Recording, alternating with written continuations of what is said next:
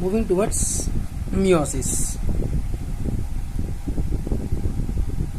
ठीक है, कोई भी एनसीईआरटी रीड नहीं करेगा, एनसीईआरटी रीडिंग वाला वीडियो मैं अपलोड करूंगा, अभी एनसीईआरटी रीड मत करो। ठीक है, ओके। सो मूविंग फॉरवर्ड, अब मियोसिस का बैकग्राउंड क्या है, मियोसिस का रीजन क्या है, ये देखो, ये चीज समझो सबसे पहले। हाँ, अब अपन कल जाइगोट बनाए थे, तो जाइगोट अपन ने कैसा बनाया था, जाइगोट को अपन ने 2n बोला था, है ना। जाइगोट को अपन 2n क्यों बोला था, क्योंकि स्पर्म से n आया था, मतलब n मतलब एक सेट है ना 23 क्रोमोसोम्स।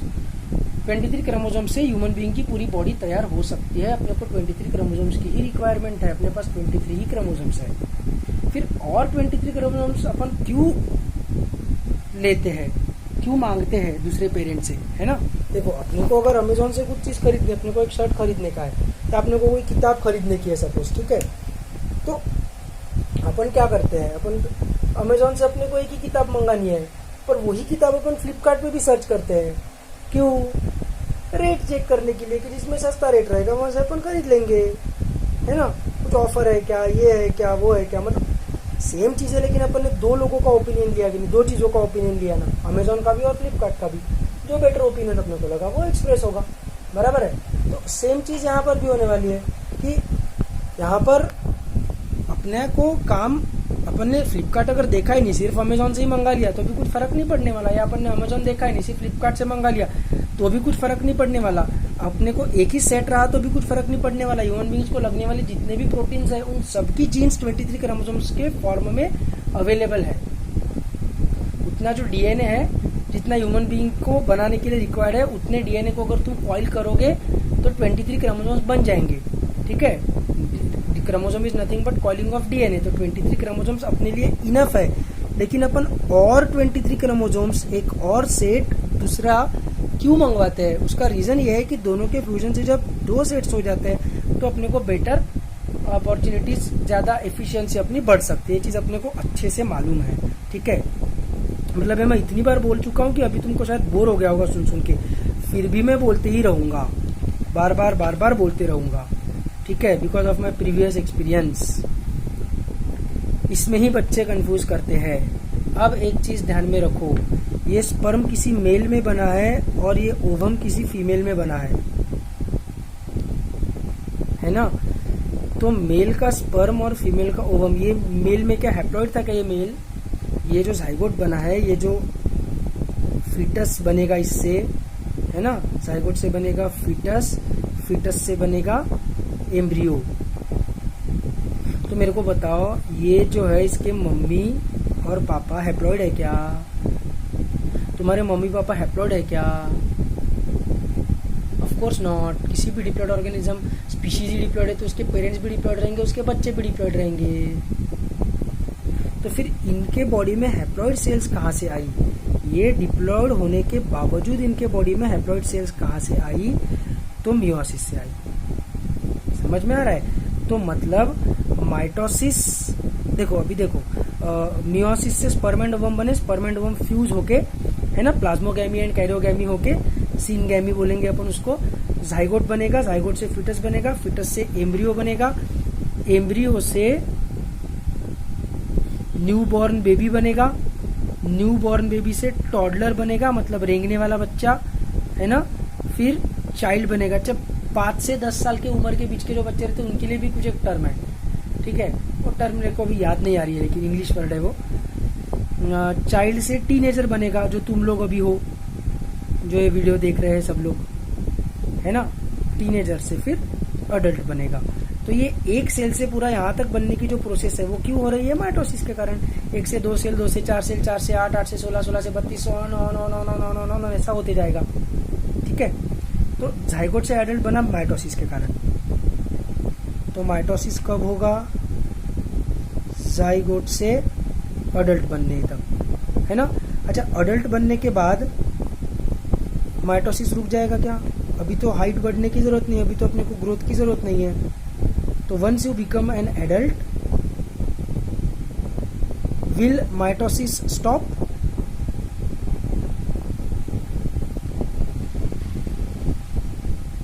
Of course not.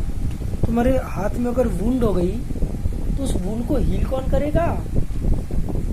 ऐसे तुम्हारे स्किन है, स्किन में ऐसा कुछ वुंड हो गया, ऐसा कुछ फट गया बीच का रीजन, ठीक है, ऐसे ब्लड यूज आउट हो रहा है, ब्लड तो कोआगुलेट कर दिया तुमने, पर एक गड्ढे को भरना कैसे पड़ेगा? तो यहाँ की जो सेल्स है, ये यहाँ की सेल्स, ये सेल्स ग्रो होकर इस गड्ढे को भर देगी, तो माइटोसिस ही होगा ना।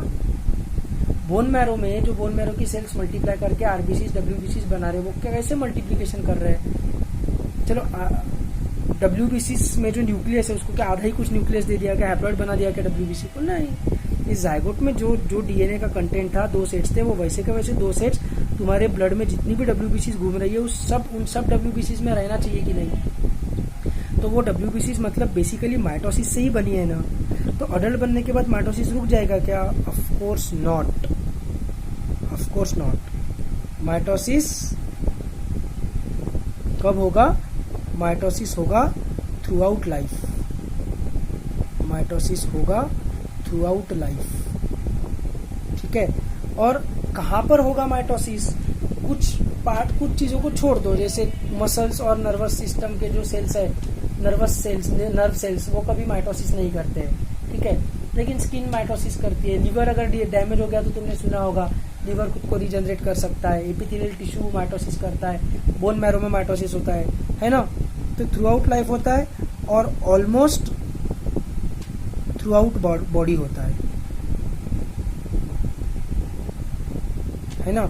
और through out body, through out life नहीं भी हुआ तो भी, मतलब through out body through out life नहीं हुआ मतलब जैसे मसल्स एंड न्यूरॉन्स अब ग्रो हो जाने के बाद भले माइटोसिस नहीं करेंगे, लेकिन जो भी तुम्हारे बॉडी में मसल्स एंड न्यूरॉन्स है वो in the first place develop कैसे हुए?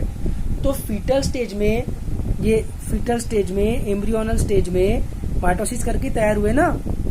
अब पैदा होने के बाद भले ही वो माइटोसिस ना करते हो, लेकिन पहले तो वो माइटोसिस करके ही ग्रो हुए हैं, माइटोसिस करके ही डेवलप हुए हैं, है ना। तो इसका मतलब माइटोसिस अडल्ट स्टेज में भले थ्रू आउट बॉडी में ना हो, लेकिन बॉडी के हर एक सेल ने कभी ना कभी, हर एक टिश्यू में, हर एक ऑर्गन में कभी ना कभी माइटोसिस तो हुआ ही है, no doubt in that.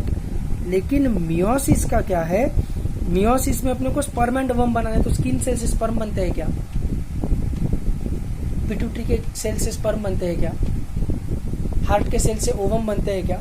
Of course not. Sperm formation होता है टेस्टिस में और ओवम फॉर्मेशन होता है ओवरीज में, है ना। इनको अपन बोलते हैं गोनैड्स, तो ये होगा सिर्फ गोनैड्स में, ठीक है, गोनैड्स, टेस्टिस एंड ओवरी, इनको together called as gonads.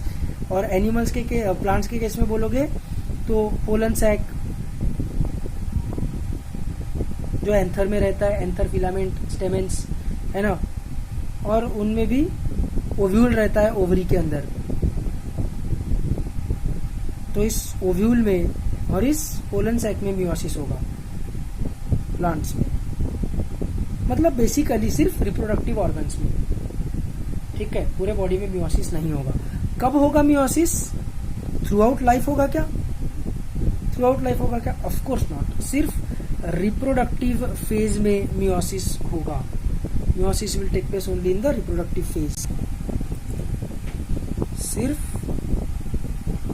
Reproductive phase में होगा, थ्रू आउट द लाइफ नहीं होगा। सिर्फ कब होगा? रिप्रोडक्टिव फेज में, through out the life meiosis नहीं होगा, ठीक है। मतलब जैसे एनिमल्स के केस में बचपन में नहीं होगा मियोसिस, है ना। प्लांट्स में तभी होगा मियोसिस जब फ्लावर्स आएंगे। जब फ्लावर्स नहीं रहेंगे तब पोलन सैक भी नहीं रहेगा, ओव्यूल भी नहीं रहेगा, तो ऑफकोर्स मियोसिस नहीं हो पाएगा, ठीक है। क्योंकि ये इससे अपने को बाकी जिंदगी से कोई मतलब नहीं है, ये अपने को सिर्फ रिप्रोडक्शन के लिए चाहिए मियोसिस नाम की कंसेप्ट। तो ये बाकी टाइम क्यों होगा, बाकी सेल्स में, बाकी टिश्यूज में क्यों होगा, कोई पर्पज ही नहीं है उसका, ठीक है। तो अभी अपन बढ़ते हैं मियोसिस के फेजेस की तरफ। अब मियोसिस में भी जो G1 फेज है वो वैसा ही है, मतलब टेस्टिस की जो सेल्स है जो स्पर्म बनाती है, ठीक है, टेस्टिस की जो सेल्स है जो स्पर्म बनाती है। एग्जाम्पल टेस्टिस का लेते हैं अपन, प्राइमरी स्पर्मेटोसाइट। ठीक है, ये जो प्राइमरी स्पर्मेटोसाइट है ये मियोसिस करेगी, ये सेल तो अपना जीवन फेज में बढ़िया चिल जिंदगी अपनी जी रहा है ना। उसके बाद उसको जब मियोसिस करने का सिग्नल आएगा कि अभी मियोसिस करना है तो ऑफ कोर्स आएगा एस फेज, ऑफ कोर्स आएगा एस फेज। एस फेज में क्या होगा तो डीएनए डुप्लीकेट हो जाएगा। ठीक है, पहले अपने पास 2.2 मीटर का डीएनए है तो अभी 4.4 मीटर का हो जाएगा। पहले अपने पास एक्स अमाउंट ऑफ डीएनए तो अभी 2x हो जाएगा। पहले अपने पास 20 पिकोग्राम का डीएनए है तो अभी 40 पिकोग्राम का हो जाएगा। जो भी यूनिट बोलना है, जो भी नंबर बोलना है, नाइट्रोजिनस बेसिस बोलना है, एडेनिन थाइमिन गुआनिन का अमाउंट बोलना है, जो बोलना है सब डबल हो जाएगा। डीएनए जो भी यूनिट के हिसाब से तुम बोलो, डीएनए डुप्लीकेशन में अपने को कोई डाउट नहीं है ना। क्रोमोसोम्स अब तक यहाँ पर बने ही नहीं है, लेकिन प्रोफेज में जब क्रोमोसोम बनेंगे तब क्रोमोसोम बनने के बाद भी लेकिन क्रोमोसोम डुप्लीकेट हुआ है ऐसा अपन नहीं बोलते हैं। Chromosome number remain same. खैर यहाँ पर तो क्रोमोसोम बने ही नहीं है एस फेज में। ठीक है, यहाँ पर तो क्रोमोसोम एस फेज में बने ही नहीं है। क्रोमोसोम्स तो बनेंगे प्रोफेज में, एम फेज में, जो prophase anaphase telophase, prophase metaphase anaphase telophase रहता है उसके प्रोफेज में बनेंगे। बस मैंने ऐसे ही यहाँ पर लिख दिया कि जब भी क्रोमोसोम बनेंगे उनको अपन 46 ही बोलेंगे। इवन तो डीएनए डुप्लीकेट हो गया है तो भी अपन क्रोमोसोम का नंबर 46 ही बोलते हैं। ऐसा क्यों है, ऐसा क्यों होता है, इसमें मेरे को नहीं लगता कि कोई अपने को डाउट होना चाहिए। कल मैंने बताया था इंफॉर्मेशन मॉलिक्यूल है ना, बराबर है। वो कोई एनर्जी वाला मॉलिक्यूल नहीं है, वो इंफॉर्मेशन मॉलिक्यूल है। तो उसको अपने को सेम अगर है तो अपने को उसको नंबर बढ़ रहा है ये बोल के कोई फायदा नहीं है, क्योंकि वो इन्फॉर्मेशन देने का उसका काम है। उसका कितना भी नंबर बढ़े, इन्फॉर्मेशन बढ़ नहीं रही तो यूजलेस है। 1 रहे, 2 रहे, 2 लाख रहे, अपने लिए वो 1 के समान ही है ना। बट एनर्जी के मॉलिक्यूल का ऐसा नहीं रहता। 1 500 की नोट, 2 500 की नोट, 100 500 की नोट, बहुत फर्क पड़ता है, बराबर है। लेकिन 1 एनसीईआरटी, 2 एनसीईआरटी, 2000 एनसीईआरटी, तुम्हारे घर में 2000 एनसीईआरटी रही अगर तो तुम नीट क्वालिफाई कर लोगे, और 1 रही तो नहीं करोगे, ऐसा कुछ नहीं है। इन्फॉर्मेशन मॉलिक्यूल है। सभी एनसीईआरटीज पे अपने क्लास में 60 70 80 जितने भी बच्चे रहेंगे, जितने भी बच्चे कोई भी क्लासरूम में रहते होंगे, उनकी सबकी टेक्स्ट बुक्स सेम रहेगी, है ना। किसी की भी टेक्स्ट बुक उठा के पढ़ लो, इन्फॉर्मेशन मॉलिक्यूल है। अपन बोलेंगे कि यहाँ पर बायो की एक ही किताब है, ऐसा अपन बोलेंगे। इवन दो वहां पर 80 किताबें अवेलेबल रहेगी तो भी। पट रही है ना ये बात। तो इसलिए chromosome number remains same, DNA लेकिन डुप्लीकेट होगा। ठीक है, फिर एस फेज के बाद आएगा G2 फेज। G2 फेज में तो अपने को पता ही है क्या होने वाला है। एस फेज में जो डीएनए डुप्लीकेट हुआ उसका प्रूफ रीडिंग वगैरह होगा। सेंट्रियोल डुप्लीकेशन कंप्लीट होगा जो एस फेज में चालू हुआ था, है ना। सेंट्रियोल्स माइग्रेट करेंगे अपोजिट पोल्स के तरफ, बराबर, ये सब चीजें होगी। और एम फेज में लगने वाले प्रोटीन्स का सिंथेसिस होगा। सब कुछ सेम है, मैंने कल ही बताया था। और उसके बाद आएगा एम फेज। इस बार अपन एम फेज का फुल फॉर्म है ना, G1 मतलब ग्रोथ 1 फेज, ठीक है। S मतलब सिंथेसिस फेज, G2 मतलब ग्रोथ 2 फेज, और एम फेज मतलब माइटोसिस में माइटोसिस, मियोसिस में मियोसिस। आज अपन मियोसिस पढ़ रहे हैं तो आज एम फेज का मतलब है मियोसिस, बराबर। तो मैंने तुमको बताया था कि मियोसिस 2 पार्ट्स में होता है, मियोसिस 1, मियोसिस 2, ठीक है। अब कुछ बच्चों को क्या डाउट आता है मैं तुमको ये बताता हूँ, ठीक है। कुछ बच्चों को क्या डाउट आता है आई विल टेल यू, और कुछ को क्या सभी को आना चाहिए वैसे तो, और एकदम स्वाभाविक और नेचुरल डाउट है। मैं जब स्टूडेंट था तब मेरे को भी आता था, ठीक है। लेकिन एकदम सिंपल सी चीज है। देखो अपने पास 46 क्रोमोसोम्स है, 23 फादर से मिले हुए, 23 मदर से मिले हुए। तो प्रकार 23 ही है लेकिन नंबर 46 ही है ना। तुम्हारे पास फिजिक्स केमिस्ट्री की बायो, फिजिक्स केमिस्ट्री बायो की एनसीईआरटी भी है, स्टेट बोर्ड भी है। तो टोटल बुक्स तुम्हारे पास भले ही 6 है लेकिन प्रकार तो 3 ही है ना। फिजिक्स की 2 किताबें, केमिस्ट्री की 2 किताबें, बायो की 2 किताबें, वैसे भले ही अपने पास नंबर 46 है लेकिन प्रकार क्रोमोसोम्स का 23 है। क्रोमोसोम 1 2, क्रोमोसोम 2 भी 2, क्रोमोसोम 3 भी 2, क्रोमोसोम 4 भी 2, क्रोमोसोम 5 भी 2, क्रोमोसोम 6 भी 2, क्रोमोसोम 7 भी 2, क्रोमोसोम 8 भी 2, पूरे के पूरे 23 क्रोमोसोम्स के अपने पास दो दो प्रकार है। एक प्रकार मदर से आया हुआ, एक प्रकार फादर से आया हुआ, और एक क्रोमोसोम के ऊपर बहुत सारी जीन्स रहेगी। एक one chromosome will be made up of long DNA molecules, तो उसके बहुत सारे जीन्स कंस्टिट्यूट करके एक क्रोमोसोम बनाएंगे। जैसे कल मैंने तुमको बताया था क्रोमोसोम 1 पे 2968 जीन्स है ना। तो उसमें से कई जीन्स ऐसी रहेगी कि दोनों क्रोमोसोम्स पे मदर से और फादर से आए हुए सेम रहेगी। तो उस केस में अपन बोलेंगे कि वो ऑर्गेनिज्म, वो जाइगोट, वो ऑर्गेनिज्म उस जीन के लिए होमोजाइगस है, बराबर। और हो सकता है मदर से अलग, फादर से अलग आया हो, तो फिर अपन उस केस में बोलेंगे कि the organism is heterozygous for that particular gene, ऐसा अपन बोलेंगे, है ना। तो भले ही 23 क्रोमोसोम्स के 23 प्रकार के क्रोमोसोम्स के दो क्रोमोसोम्स है अपने पास, लेकिन टोटल नंबर 46 है ना। अब अपने को क्या हैप्लॉइड सेल्स बनाना है, मतलब सिर्फ एक ही सेट भेजना है। तो कई सारे बच्चों का क्या कहना रहता है, सभी के मन में डाउट आना चाहिए कि सीधा सीधा मियोसिस कर दो, खत्म कर दो, ये एस फेज वगैरह करो ही मत ना यार, एस फेज वगैरह करो ही मत, सीधा कैरियोकाइनेसिस करो। 23 क्रोमोसोम्स ऊपर, सीधा 23 क्रोमोसोम्स इधर, 23 क्रोमोसोम्स इधर, फिर सेल फरो, और फिर दो अलग सेल्स, इसमें 23, इसमें 23, सिंपल। एक सेट इधर दे दो, एक सेट इधर दे दो, दो ही सेल्स तैयार होंगी एक सेल से, आई अग्री। लेकिन एस फेज नहीं होगा तो एस फेज की एटीपी भी तो बचेगी, एनर्जी भी तो बचेगी, तो अल्टीमेटली वो एनर्जी के हिसाब से सेम ही चीज हुई। अपन क्या करते हैं, अपन ऐसा नहीं करते ना, अपन 46 क्रोमोसोम्स को इंटू 2 करके 92 बनाते हैं, फिर 92 से दो सेल्स बनाते हैं 46 वाली, और फिर इससे 23, इससे 23 ऐसा बनाते हैं। तो ये एस फेज में डीएनए डुप्लीकेट हो जाता है, 92 क्रोमोसोम्स के जितना डीएनए होता है, इसलिए अपने को 23 क्रोमोसोम्स के जितना डीएनए लाने तक, वो ऐसा करने के लिए 2 बार डिवीजन करना पड़ेगा। तो मियोसिस 2 फेजेस में होता है, फेज 1 फेज 2, है ना। तो बच्चों का क्वेश्चन रहता है कि ये करने की एस फेज करो ही मत ना यार, डीएनए को डुप्लीकेट करो ही मत, सीधा डिवाइड कर दो। हाँ, ऐसा करने से क्या होता है कि एक सेल से 4 सेल्स बनती है, बराबर है ना, क्यों 4 सेल्स बनती है, पर ये कोई फायदे वाली चीज नहीं है। एनर्जी के हिसाब से देखोगे तो सेम ही एनर्जी खर्च होगी, क्योंकि यहाँ पर एक सेल से 4 सेल बनेगी। अगर अपन ने डायरेक्टली ऐसा कर दिया तो 4 हैप्लॉइड सेल्स बनाने के लिए 2 सेल्स को मियोसिस करना पड़ेगा, 2 प्राइमरी स्पर्मेटोसाइट्स को मियोसिस करना पड़ेगा। लेकिन फर्क क्या पड़ रहा है एनर्जी के पॉइंट ऑफ व्यू से, और तुम्हारे वेट WEIGHT MASS मास, उसके हिसाब से तो पूरा गणित सेम है, पूरा मैथमेटिक्स सेम ही है।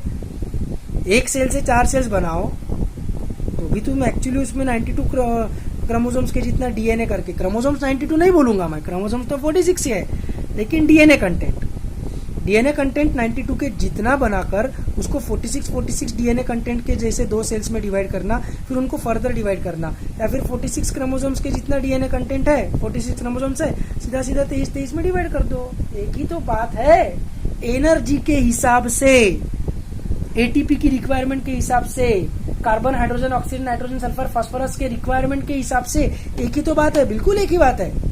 आई एम टेलिंग यू, एक ही बात है।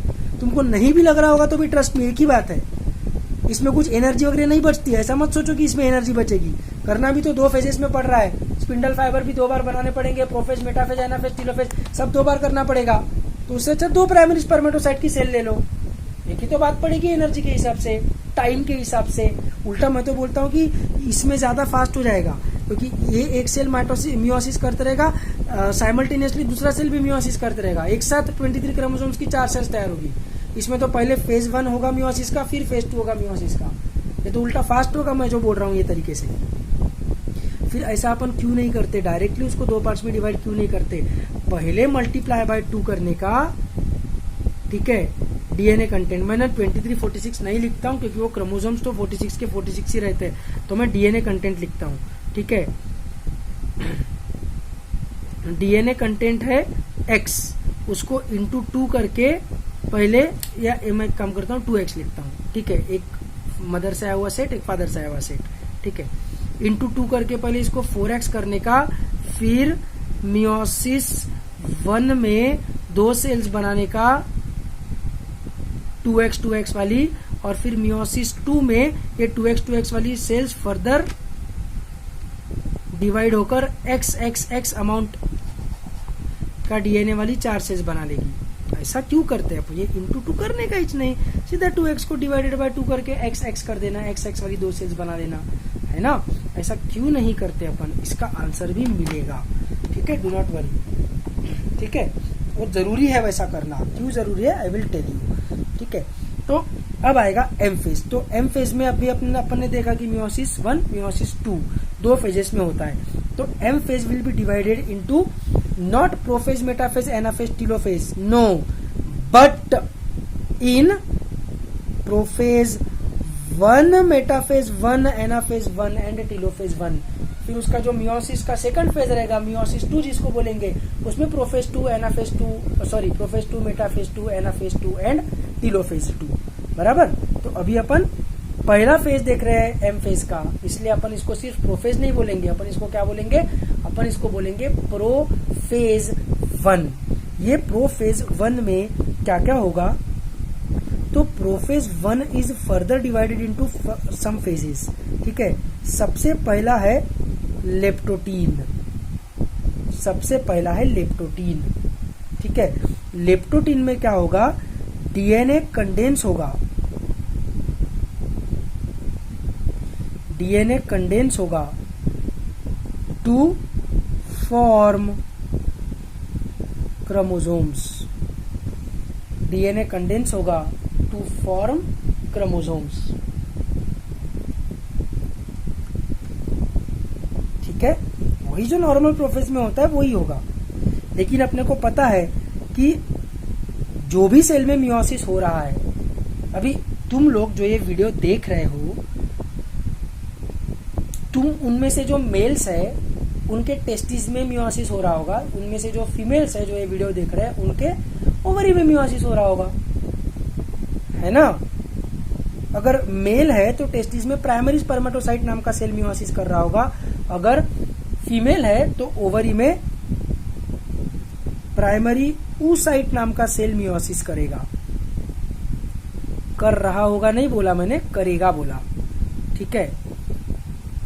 तो सीनियर्स जो 12th पढ़ चुके हैं, जिनको रिप्रोडक्शन चैप्टर पता है, उनको पता है कि मैंने कुछ गलत नहीं बोला, करेगा, कर रहा होगा नहीं बोला, इस समय नहीं कर रहा होगा, ठीक है। बाकी जो 11th में जिन्होंने रिप्रोडक्शन चैप्टर नहीं पढ़ा है वो टेंशन नहीं लेंगे इस बात का, उनको मैं झूठ बता रहा हूँ कि प्राइमरी oocyte भी ओवरी में मियोसिस कर रहा होगा, लेटेस्ट अज्यूम, ऐसा अज्यूम करके चलो, नहीं कर रहा होगा लेकिन अज्यूम करके चलो, ठीक है। ज्यादा दिमाग नहीं लगाने का, कंफ्यूजन होगा नहीं तो।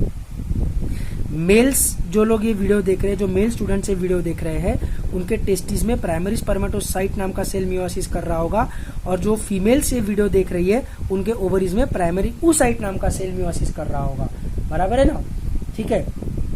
दुनिया भर में जितने ह्यूमन बींग्स हैं उनके जो भी रिप्रोडक्टिव फेज में है उनके ओवरी या टेस्टिस में मियोसिस चल रहा होगा। दुनिया में जितने भी प्लांट्स हैं जिनको फ्लावर लगे हुए हैं इस सीजन में, इस समय, उन सब में उनके एंथर और ओवरी में, है ना, एंथर के अंदर पोलन सैक रहता है, ओवरी के अंदर ओव्यूल रहता है, उसमें मियोसिस चल रहा होगा। जितने भी मैमल्स है, तुम्हारे घर में पाला हुआ कुत्ता होगा या तुम्हारे गली में जो गली का कुत्ता होगा उसके टेस्टिस में या उसके ओवरी में मियोसिस चल रहा होगा, ठीक है। तो ये प्राइमरी स्पर्मेटोसाइट, प्राइमरी oocyte की मैं बात कर रहा हूँ, ठीक है।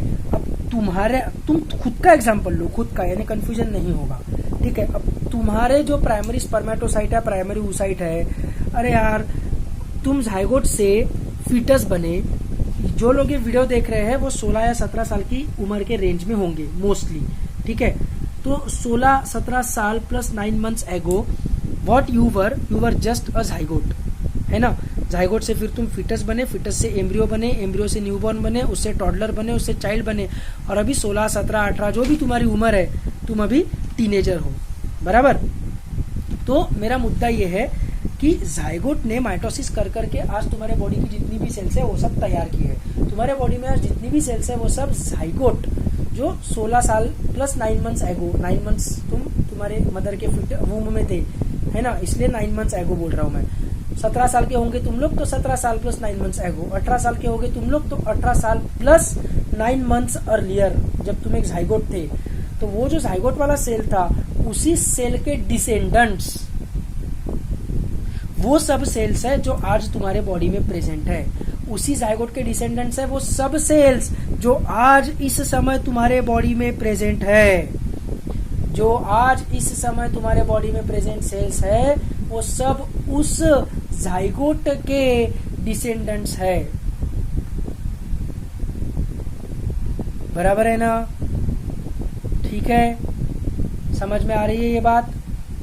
ठीक है, तो मेरा मुद्दा ये है, मेरा कहने का पॉइंट ये है कि उस जाइगोट में जो डीएनए कंटेंट था, वही डीएनए कंटेंट आज इस समय तुम्हारे बॉडी में जितनी भी सेल्स है उन सब सेल्स में प्रेजेंट है, including the primary spermatocyte and primary oocyte। Primary spermatocyte, primary oocyte दोनों भी क्या रहेंगे?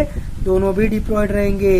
इनमें 46 क्रोमोसोम्स रहेंगे, एक सेट 23 क्रोमोसोम्स का, दूसरा सेट 23 क्रोमोसोम्स का, है ना।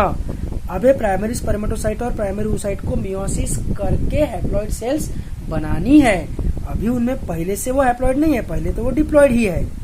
ठीक है, पोलन सैक और ओव्यूल में भी जो सेल्स रहेगी, जो पोलन ग्रेन्स और एग बनाएगी, वो भी डिप्लॉयड ही रहेगी। उसको स्पोर मदर सेल बोलते हैं, है ना। पोलन सैक में माइक्रोस्पोर मदर सेल, ओव्यूल में मेगास्पोर मदर सेल। 11th वाले टेंशन मत लो इन सब टर्म्स का, ठीक है। बाकी 12th वालों के लिए ये टर्म्स पता है, megaspore mother cell, microspore mother cell, वो भी डिप्लॉयड रहेंगे।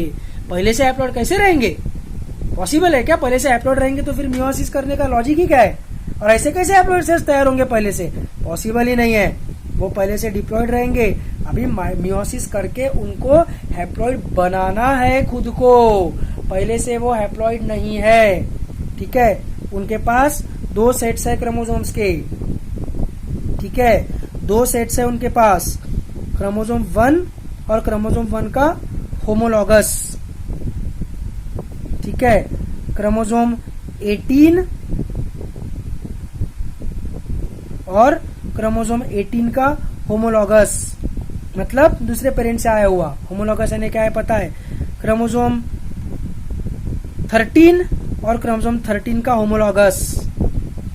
हर एक क्रोमोसोम 2-2 है उनके पास, क्योंकि उसके पास 2 सेट्स आए हैं उस ऑर्गेनिज्म के पास। डिप्लॉयड स्पीशीज की बात चल रही है, human species, mango tree, dog, cat, rat, tiger, सब डिप्लॉयड ऑर्गेनिजम्स है। फंगस रहते हैं हैप्लॉइड, बाकी प्लांट्स एंड एनिमल्स तो डिप्लॉयड ही है। Higher plants and animals diploid ही है, ठीक है। Angiosperms, mango tree, neem tree, tulsi, grass, rose plant, lotus plant, सब डिप्लॉयड है। एनिमल्स भी सब डिप्लॉयड है, हायर ऑर्गेनिजम्स है। अरे मोनेरा, प्रोटिस्टा, प्लांटी में भी हायर प्लांट्स बोल रहा हूं मैं। अल्गी वगैरह रहते हैं हैप्लॉइड, लेकिन हायर प्लांट्स। और एनिमेलिया है ना, प्लांटी और एनिमेलिया चिल्लर चीज नहीं है, डिप्लॉयड है ये लोग, ठीक है। तो अपने पास 2-2 सेट्स है, 2-2 हर एक क्रोमोसोम पेयर में है। क्रोमोसोम 1 एक पेरेंट से आया हुआ तो दूसरे पेरेंट से भी आया हुआ है। क्रोमोसोम 17 एक पेरेंट से आया है तो दूसरे से भी आया है, देख लो। एक पेरेंट से आया तो दूसरे से भी आया है। एन मतलब पूरा 23 क्रोमोसोम्स का सेट। उसको अपन अभी 23 क्रोमोसोम्स बनाते नहीं बैठ सकते, इसलिए उसको एन करके अपन रिप्रेजेंट करते हैं, है ना। बराबर है। तो अपने पास पूरे ऐसे 46 क्रोमोसोम्स रहेंगे। मैंने बनाए सिर्फ 1 2 3 4 5 6 ही क्रोमोसोम्स है। 3 क्रोमोसोम्स के मैंने 2 सेट्स बनाए हैं डायग्राम में, लेकिन एक्चुअल में अपने को पता है कि ह्यूमन स्पीशीज में ऐसे 23 क्रोमोसोम्स के 2 सेट्स मतलब 46 क्रोमोसोम्स रहेंगे। लेकिन इनको अपन ने एस फेज में मल्टीप्लाई किया हुआ है, डुप्लीकेट किया हुआ है। डुप्लीकेट किया हुआ होने के कारण क्या होगा, ये जो क्रोमोसोम 1 फ्रॉम फादर आया है ना, इसकी कॉपी इसी को अटैच रहेगी। इसकी कॉपी भी बनेगी तो क्रोमोसोम का जब कंडेंसेशन होगा लेप्टोटीन फेज में, तो इसकी कॉपी को अपन उसी को चिपका देंगे।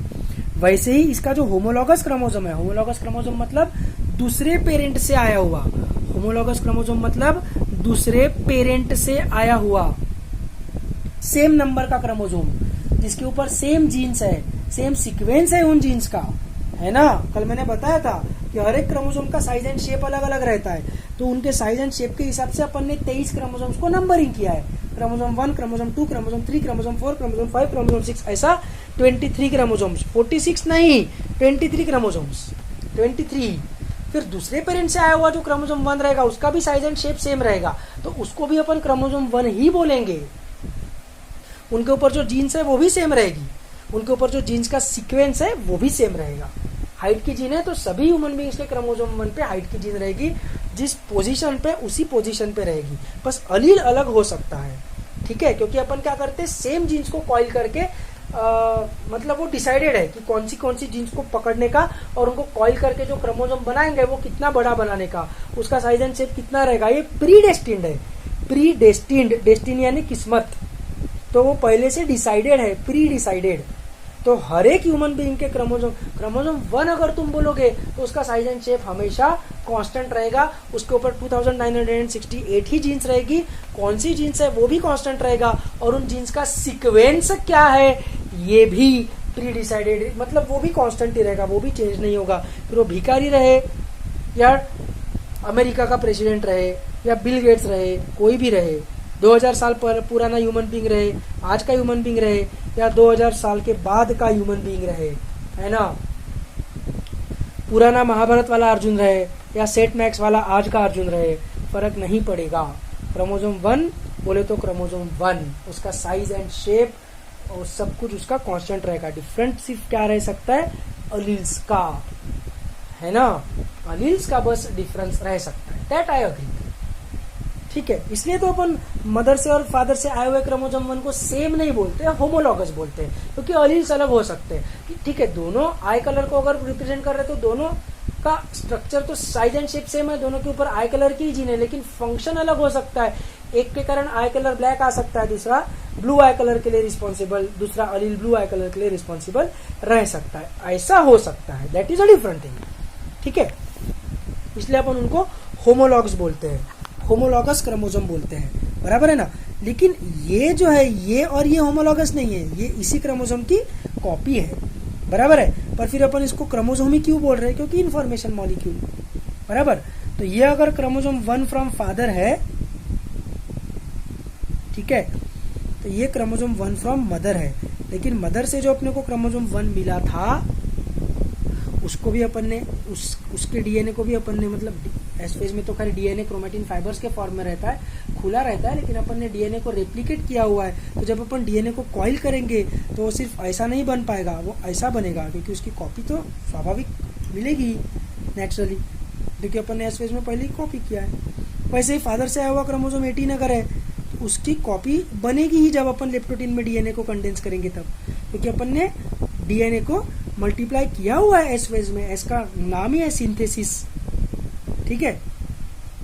तो दूसरे पेरेंट से आया हुआ जो होमोलॉगस क्रोमोसोम रहेगा 18, तो वो भी ऐसा रहेगा, है ना। मतलब मेरा कहने का मुद्दा ये है कि पूरे के पूरे 46 क्रोमोसोम्स ऐसे दिखेंगे। सपोज ये है क्रोमोसोम नंबर 3, और मैं जानबूझ के ऐसे रैंडम नंबर्स लिख रहा हूँ, जानबूझ के, ताकि तुम्हारे मन में गलती से भी ऐसा विचार ना आए कि क्रोमोसोम्स इस प्रकार से अरेंज होते हैं करके, कि पहले क्रोमोसोम 1, फिर क्रोमोसोम 2, फिर क्रोमोसोम 3, फिर क्रोमोसोम 4 ऐसे अरेंज होते हैं। ऐसा विचार गलती से भी तुम्हारे मन में नहीं आए, इसीलिए मैं रैंडम नंबर्स लिख रहा हूँ। ऐसा नहीं होता है, ये नंबरिंग हमने किया हुआ है उसके साइज एंड शेप के हिसाब से, ठीक है। उसको नहीं पता कि अपना नाम क्रोमोसोम 1, ठीक है। तो ये सपोज क्रोमोसोम 3 है, तो इसका एक होमोलॉगस क्रोमोसोम रहेगा, दूसरे पेरेंट से आया हुआ, वो भी क्रोमोसोम 3 रहेगा, है ना। और जब सिंगल थे तभी भी अपन उसको क्रोमोसोम बोल रहे थे। अब मैंने इसको ऐसा उसकी कॉपी उसी को अटैच कर दी, तो भी मैं उसको क्रोमोसोम ही बोल रहा हूँ। क्यों बोल रहा हूँ, क्योंकि इंफॉर्मेशन मॉलिक्यूल है ना। तुम अगर एक मार्कशीट लेकर जेरोक्स वाले के दुकान में गए, रास्ते में तुम्हारा दोस्त मिला, अरे कहाँ क्या है तेरे हाथ में, तुम बोलोगे मार्कशीट है, 12th की मार्कशीट है, अच्छा 12th की मार्कशीट है, ओके, है ना। फिर तुम जेरोक्स उसकी तुमने 50 कॉपीज बनाई तुम्हारे 12th की मार्कशीट की, और फिर मार्कशीट लेकर तुम वापस घर आ रहे हो वो जेरोक्स के साथ। अब कोई दूसरा दोस्त तुमको रास्ते में मिला, अरे क्या है इतने सारे कागज है तेरे हाथ में, क्या है ये, तुम बोलोगे अरे कुछ नहीं 12th की मार्कशीट है। पहले जब एक ही थी तभी भी 12th की मार्कशीट ही बोलोगे क्या? ये सब जब जेरोक्स करके वापस आ रहे हो, जब बहुत सारे कागज है तुम्हारे पास, तभी भी किसी ने अगर पूछा कि क्या है तो भी बोलोगे 12th की मार्कशीट ही है। अरे 50 क्या, 50 छोड़ो, 50,000 भी तुमने तुम्हारे 12th के मार्कशीट की कॉपीज बनाई तो भी वो 12th की मार्कशीट ही रहेगी। वो इंफॉर्मेशन मॉलिक्यूल है, एक मार्कशीट रहे या 50,000 मार्कशीट रहे, इट वोंट मैटर, उसकी इंफॉर्मेशन चेंज नहीं होगी अगर वो कॉपी है तो, और इसलिए उसका यूज भी नहीं रहेगा। ठीक है, तुम इंटरव्यू के लिए गए किसी जॉब के इंटरव्यू के लिए, वहां पर 12th की मार्कशीट दिखाई, एक दिखाओ या उसकी एक और कॉपी दिखाओ, एक और कॉपी दिखाओ, 10 मार्कशीट दिखाओ 12th की जेरोक्स की हुई, क्या फर्क पड़ने वाला है? वो इंटरव्यू भी जो रहेगा, इंटरव्यूअर सॉरी, तो एक ही मार्कशीट देखेगा ना, उसकी जेरोक्स का उसको क्या करने का? सेम ही रहने वाला है वो, कितनी भी कॉपीज रहे उसकी, उससे उसको कुछ इन्फॉर्मेशन बढ़ने वाली है क्या? हाँ, तुमने उसको 10th की मार्कशीट दिखाई अलग से तो फिर बोलोगे कि मैंने 2 मार्कशीट दिखाए, अब कुछ नई इन्फॉर्मेशन मिलेगी। 10th की मार्कशीट 10th की मार्कशीट 12th की मार्कशीट अलग चीजें हैं, लेकिन 10th के मार्कशीट की 2 कॉपीज क्या करोगे? 10th की मार्कशीट है वो। 12th के मार्कशीट की 2 कॉपीज क्या करोगे? 12th की मार्कशीट है वो। तो जब सिंगल सिंगल था तभी भी अपन इसको क्रोमोसोम ही बोल रहे थे, और अभी मैंने इसको इसी की कॉपी अटैच कर दी तो भी मैं इसको क्रोमोसोम ही बोल रहा हूँ, क्योंकि वो इन्फॉर्मेशन मॉलिक्यूल है। इन्फॉर्मेशन, कुछ नई इन्फॉर्मेशन अपने को नहीं मिली है उसको, उसका जेरोक्स करने से, डीएनए को रेप्लिकेट करने से कोई नई इन्फॉर्मेशन नहीं मिली है। वो इन्फॉर्मेशन के 2 ये हो गए हैं, 2 मार्कशीट्स हो गई है, अभी जेरोक्स हो गई है, बस कुछ फायदा नहीं है। ठीक है, तो ऐसे अपने पास 46 क्रोमोसोम्स रहेंगे। ये होगा लेप्टोटीन में। ठीक है, ये होगा लिप्टोटीन में। लिप्टोटीन के बाद आएगा जाइगोटीन। लिप्टोटीन के बाद आएगा जाइगोटीन। ठीक है, जाइगोटीन में क्या होता है कि होमोलॉगस क्रोमोसोम्स जो है उनमें सिनेप्टोनिमल कॉम्प्लेक्स बनता है। सिनेप्टोनिमल कॉम्प्लेक्स बनता है। सिनेप्टोनिमल कॉम्प्लेक्स जो है ये एक केमिकल है जो किससे बना हुआ है, तो न्यूक्लिक एसिड तो है ही क्योंकि क्रोमोसोम्स है, उसके अलावा एरेबिनोज नाम की शुगर इसमें रहती है और कुछ प्रोटीन भी इसमें रहता है। ठीक है, तो इसको न्यूक्लियो एरेबिनो प्रोटीन बोलते हैं, क्योंकि न्यूक्लिक एसिड तो रहेगा ही, बाकी एरेबिनोज रहेगा और प्रोटीन रहेगा, तो न्यूक्लियो एरेबिनो प्रोटीन। तो 3 अलग अलग बायोमोलिक्यूल्स है, इसलिए अपन इसको बोलेंगे कॉम्प्लेक्स। ठीक है, ये एक्ट करता है एज अ फेविकॉल। नहीं, ग्रामर के हिसाब से गलत हो जाएगा। बहुत सारे फेविकॉल रहे और उसमें से एक फेविकॉल अपन बोल रहे होंगे तो अ फेविकॉल, पर फेविकॉल एक कंपनी है ना, तो फेविकॉल बोला तो एक ही रहता है, तो मेरे को नहीं लगाना पड़ेगा। एज फेविकॉल या गम के पहले ए गम लगा सकते हो। ठीक है, as a gum and attaches homologous chromosomes and attaches homologous chromosomes।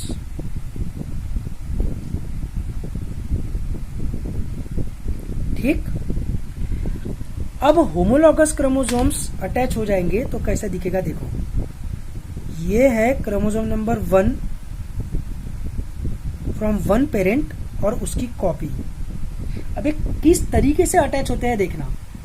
अब दूसरा जो क्रोमोसोम 1 रहेगा इसका होमोलॉग, मतलब दूसरे पेरेंट से आया हुआ, वो इसके से ऊपर नहीं अटैच होगा, इसके नीचे अटैच होगा, ऐसा ऐसा ऐसा अटैच होगा। ठीक है, फिर let us assume chromosome number 17। जानबूझ के मैं उसे दूर दूर के नंबर बोल रहा हूँ, रैंडम नंबर बोल रहा हूँ, ताकि तुमको कभी थोड़ा भी नहीं लगना चाहिए कि पहले क्रोमोसोम 1, फिर क्रोमोसोम 2, फिर क्रोमोसोम 3, फिर क्रोमोसोम 4, फिर क्रोमोसोम 5 ऐसा होता है। ऐसा तुमको थोड़ा भी नहीं लगना चाहिए, इसलिए मैं जानबूझ के रैंडम नंबर ले रहा हूँ। Latest take chromosome 17। और देखो इस बार मैं क्या कर रहा हूँ, इस बार मैं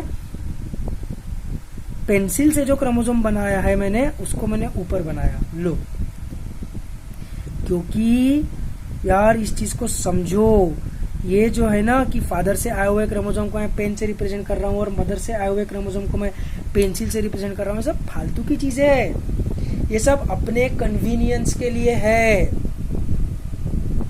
ये सब अपने कन्वीनियंस के लिए है, ह्यूमन बींग्स के कन्वीनियंस के लिए, अपने को एक दूसरे के साथ कम्युनिकेशन आसान हो इसलिए। सेल को नहीं समझता कि ये फादर से आया हुआ है, ये मदर से आया हुआ है, ऐसा सेल को यही नहीं समझता कि ऐसे अपन एक जैसे एक ह्यूमन बीइंग नाम के ऑर्गेनिज्म के बॉडी का हिस्सा है, और एक ह्यूमन बीइंग जो है जिसके बॉडी का अपन हिस्सा है, इसलिए ह्यूमन बीइंग दो ह्यूमन बीइंग से बना हुआ है जिनको मदर और फादर बोलते हैं, ऐसा सब सेल को नहीं समझता है। निकालो ये सब चीजें दिमाग से बाहर। सेल को सिर्फ होमोलॉगस क्रोमोसोम्स समझता है, सेल को सिर्फ होमोलॉगस क्रोमोसोम्स समझता है, कि ये क्रोमोसोम 1 भी नहीं समझता है सेल को, पर इसका साइज एंड शेप और इसका साइज एंड शेप सेम है ना, तो अपन इसको अटैच कर देंगे एक दूसरे के साथ। सेल को बस इतना समझता है। ह्यूमन बीइंग्स इसको क्रोमोसोम 1 बोलते हैं, that is a different thing. एक दूसरे के साथ कम्युनिकेशन करने के लिए, ताकि टीचर्स बच्चों को पढ़ा सके सेल डिवीजन, इसलिए ह्यूमन बीइंग्स ने इसको ऐसा नाम दिया है। सेल को नहीं समझता है, सेल को बस होमोलॉगस क्रोमोसोम समझता है कि ये फादर से आया हुआ है तो ये ऊपर रहेगा, मदर से आया हुआ है तो नीचे रहेगा। हट, कुछ नहीं रहता ऐसा, बस होमोलॉगस क्रोमोसोम्स। ये जो क्रोमोसोम है इसके साइज एंड शेप का क्रोमोसोम ये है ना, तो इसको अपन सिनेप्टोनिमल कॉम्प्लेक्स से चिपका देंगे, फेविकॉल से चिपका देंगे। अब इसको क्रोमोसोम 17 बोलते हैं, वो तो ह्यूमन बीइंग्स ने रखा हुआ नाम है, समझे।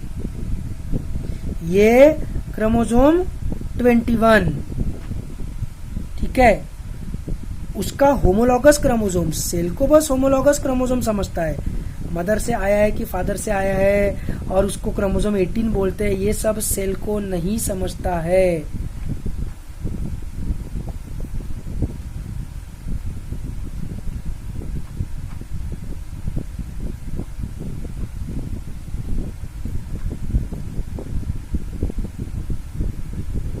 देखो मैंने कैसा डायग्राम बनाया है, क्या नंबर दूं इसको, 2। देखो मैंने कैसा डायग्राम बनाया है, कभी फादर से मिला हुआ क्रोमोसोम ऊपर, कभी मदर से मिला हुआ क्रोमोसोम ऊपर, ऐसा नहीं है। सेल को नहीं समझता है कि ये फादर से मिला है, ये मदर से मिला है। सेल को बस होमोलॉगस समझता है कि इसके साइज एंड शेप का ये है ना, तो इनको चिपका दो, इसके साइज एंड शेप का यही है ना, तो इनको चिपका दो एक दूसरे के साथ, इसके साइज एंड शेप का ये है ना, तो इसको चिपका दो एक दूसरे के साथ।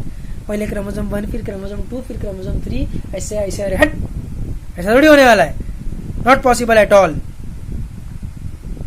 और अभी मेरा पेज भर गया तो मैं पूरे 23 क्रोमोसोम्स यहाँ पर नहीं बना सकता, लेकिन अपने को पता है ऐसे 23 पेयर्स अपने को दिखेंगे, 23 दिखेंगे, क्योंकि ये क्रोमोसोम एक दूसरे के ऊपर नीचे हो गए हैं, है ना, है ना, तो 23 दिखेंगे अपने को। How many chromosomes will you observe? You will observe 23 chromosomes. जो डायग्राम में मैंने बनाना पॉसिबल नहीं है, लेकिन तुमको जाइगोटिन में ऐसे 23 क्या दिखेंगे, 23 क्रोमोसोम्स। ये इनको क्रोमोसोम बोलेंगे अपन, इसको अपन क्रोमोसोम बोलेंगे। क्रोमोसोम ये एक पूरा एक क्रोमोसोम हुआ, ये दूसरा क्रोमोसोम हुआ, इनके लिए यार कुछ तो भी टर्म देना चाहिए। 23 क्या दिखेंगे, क्या दिखेंगे यार, अपने को कुछ तो भी टर्म सोचना पड़ेगा। रुको, let us think of some term.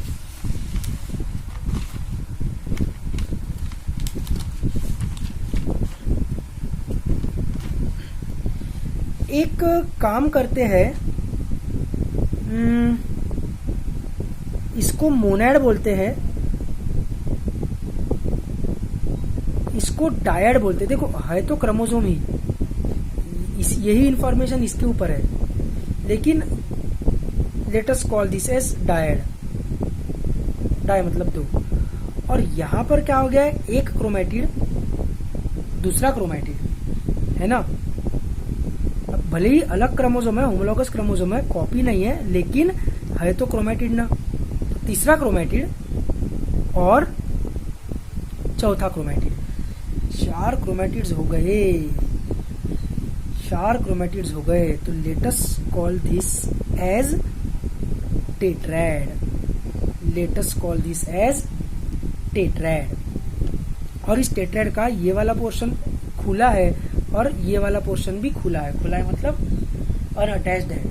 तो केमिस्ट्री से अपन एक वर्ड बोरो करेंगे, केमिस्ट्री से हम लोग एक वर्ड बोरो करेंगे और इस टेट्रैड को बोलेंगे बायवैलेंट। अब इसकी कोई वैलेंसी नहीं रहने वाली है, कुछ रिएक्ट नहीं करने वाला है, लेकिन अपन ने केमिस्ट्री से ऐसी वर्ड बोरो कर लिया। जैसे अपन केमिस्ट्री में बोलते हैं ना कि 2 इलेक्ट्रॉन्स अभी बाकी है, तो इसकी वैलेंसी 2 है इसके, ठीक है, एलिमेंट्स की। तो वैसा मैंने वैलेंसी वर्ड केमिस्ट्री से बोरो कर लिया और इस टेट्रैड को बोल दिया बायवैलेंट।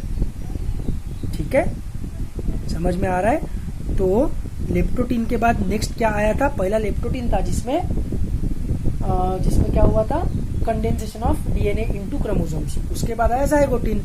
तो जाइगोटीन में क्या हुआ, जाइगोटीन में सिनेप्टोनिमल कॉम्प्लेक्स तैयार हुआ। और जाइगोटीन में क्या होगा, जाइगोटीन में क्या ऑब्जर्व होगा, तो 23 टेट्रैड्स will be observed, 23 tetrads will be observed। समझ में आ रहा है। और ये टेट्रैड्स एक दूसरे को अटैच्ड किसके मदद से है, तो अरेबिनो न्यूक्लियोप्रोटीन, अरेबिनो न्यूक्लियोप्रोटीन जिसको अपन बोल रहे हैं synaptonemal complex, attached with the help of synaptonemal complex. NCERT पढ़ने की जरूरत मत करना, जरूरत ही मत करना एनसीईआरटी पढ़ने की, पूरा कंफ्यूज हो जाएगा। एनसीईआरटी ने बहुत गंदा लिखा है, बहुत गंदा। एनसीईआरटी सिर्फ और सिर्फ मेरे क्या कहते हैं उसको, प्रेजेंस में, मतलब मेरे सुपरविजन में ही पढ़ा जाएगा। खुद से एनसीईआरटी पढ़ने की जरूरत मत करना।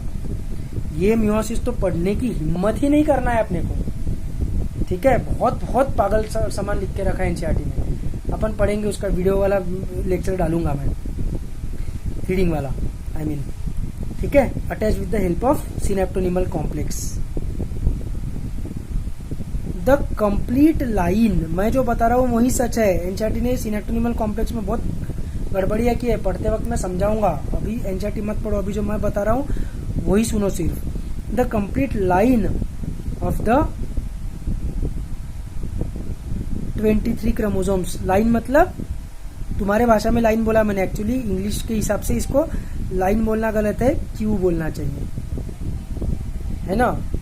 पहले एक क्रोमोसोम का टेट्रैड, फिर दूसरे का टेट्रैड, फिर तीसरे का टेट्रैड, फिर चौथे का टेट्रैड, फिर पांचवे का टेट्रैड, ऐसे 23 क्रोमोसोम्स ने टेट्रैड बनाया हुआ ना, तो पूरा ऐसा लाइन बनाया है ना उन्होंने, है ना, पूरी लाइन बनाई है ना न्यूक्लियस के अंदर। तो उसको बोलते हैं, उस लाइन को, उस कंसेप्ट को बोलते हैं सिनेप्सिस, उसको बोलते हैं सिनेप्सिस, उसको बोलेंगे सिनेप्सिस। ठीक है। अब एक चीज याद रखेंगे, ये एक क्रोमोसोम है अगर सिंगल है तो, और ये एक क्रोमैटिड है अगर सिंगल है तो। और जब कॉपी पे लग जाती है तब फिर इसको पूरे को अपन क्रोमैटिड बोलते हैं और इसको पूरे को अपन क्रोमोसोम बोलते हैं, बराबर है ना। तो जब ये पूरा क्रोमोसोम है तो ये और ये एक दूसरे के क्या है, सिस्टर क्रोमैटिड्स। क्यों सिस्टर क्रोमैटिड्स है, क्यों है सिस्टर क्रोमैटिड्स, क्योंकि एक दूसरे की कॉपी है, बराबर। वेरेज ये और ये क्या रहेंगे, ये रहेंगे नॉन सिस्टर क्रोमैटिड्स, ये रहेंगे नॉन सिस्टर क्रोमैटिड्स, ठीक है। मतलब ये और एक कॉपी नहीं है ना एक दूसरे की, ये वाला क्रोमेटिड और ये वाला क्रोमेटिड एक दूसरे की कॉपी नहीं है ना, ये वाला क्रोमेटिड और ये वाला क्रोमेटिड एक दूसरे की कॉपी नहीं है ना, तो नॉन सिस्टर क्रोमेटिड्स, और ये एक दूसरे की कॉपी है तो सिस्टर क्रोमेटिड्स। बस ये टर्म याद रखो, ठीक है। अभी अपन बढ़ते हैं नेक्स्ट फेज की तरफ। प्रोफेज 1 के अपन फेजेस देख रहे हैं। अपन ने सबसे पहले लेप्टोटीन देखा जिसमें कंडेंसेशन ऑफ डीएनए हुआ in the form of chromosomes. फिर अपन ने ज़ाइगोटीन देखा जिसमें अपने को सिनेप्टोनिमल कॉम्प्लेक्स की मदद से टेट्रैड्स बनते हुए दिखे और सब टेट्रैड्स को together we will call as synapsis. तो सिनेप्टोनिमल कॉम्प्लेक्स, बायोवेलेंट और टेट्रैड्स एंड सिनेप्सिस, ये टर्म्स अपन ने देखे। इसके अलावा अपन ने देखा sister chromatid and non sister chromatid. अब नेक्स्ट फेज आएगा पैचिटीन या पैकिटीन भी बोलते हैं कई लोग इसको, मेरे को सीधा पैचिटीन बोलना ही सही लगता है। पैचिटीन, पैचिटीन में क्या होगा, क्रॉसिंग ओवर और रिकॉम्बिनेशन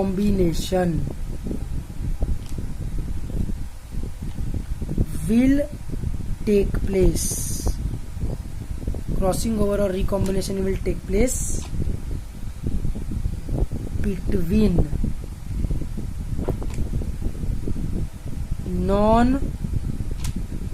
non-sister chromatids.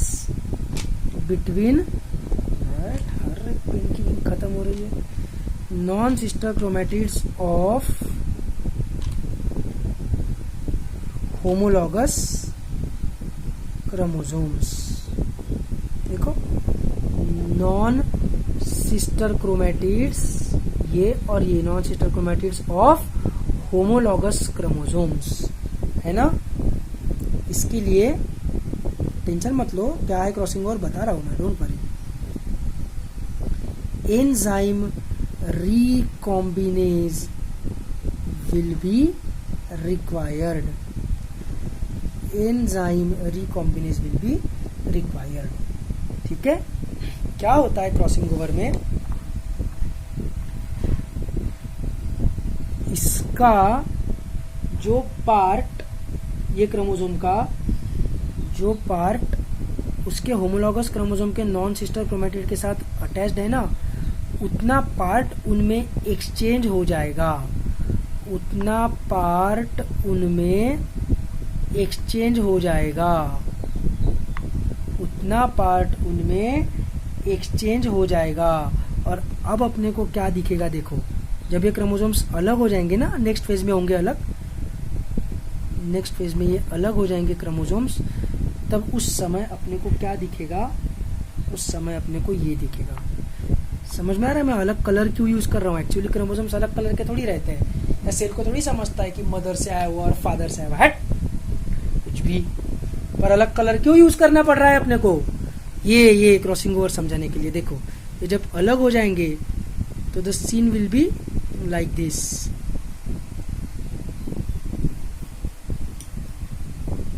डायग्राम से ही समझ जाना चाहिए क्या हो रहा है,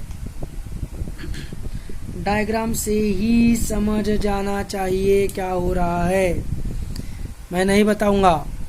क्या सिंपल चीज है, इसका पार्ट इसके ऊपर, इसका पार्ट इसके ऊपर, इसका पार्ट इसके ऊपर, इसका पार्ट इसके ऊपर।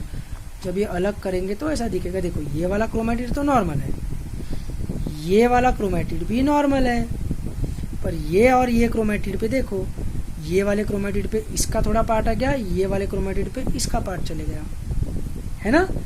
इसको हम बोलेंगे क्रॉसिंग ओवर, ठीक है। ये कहाँ पर होगा, पैचिटिन में होगा, with the help of the enzyme recombinase. तो लेप्टोटीन हो गया, जाइगोटीन हो गया, पैचिटिन हो गया, ठीक है। उसके बाद चौथे नंबर का जो फेज है प्रोफेज 1 का, उसको बोलेंगे diplotene. That will be called as diplotene. The fourth phase will be called as diplotene, ठीक है। डिप्लोटीन में क्या होगा, तो डिप्लोटीन में the homologous chromosomes the homologous, NCERT नहीं पढ़ने का है, ध्यान से सुनो मेरी बात। मैं कितनी भी मैं एनसीईआरटी की तारीफ करूं, ये जो चैप्टर में मैं बोलता हूँ ना कि मत पढ़ो, तो नहीं पढ़ने का, दिमाग खराब हो जाएगा पूरा, ठीक है। इजी लैंग्वेज में इजी करके मैं समझा रहा हूँ, इसको समझो अच्छे से। The homologous chromosomes which were paired, जो पहले पेयर्ड थे, है ना, जाइगोटिन और पैचिटिन में, will now start moving away. क्यों स्टार्ट मूविंग अवे? क्यों? क्योंकि जो सिनेप्टोनिमल कॉम्प्लेक्स था वो अभी डिसॉल्व होने लगेगा। वो अभी क्या होने लगेगा? डिसॉल्व होने लगेगा। तो उसके कारण क्या होगा? देखो, ये एक क्रोमोसोम है और ये दूसरा क्रोमोसोम है। ये पहले एकदम अटैच थे एक दूसरे को, लेकिन now they will start moving away from each other. देखो, ये बीच की गैप ज्यादा हो जाएगी, ये क्रोमोसोम और ये क्रोमोसोम एक दूसरे से अलग होने लगेंगे।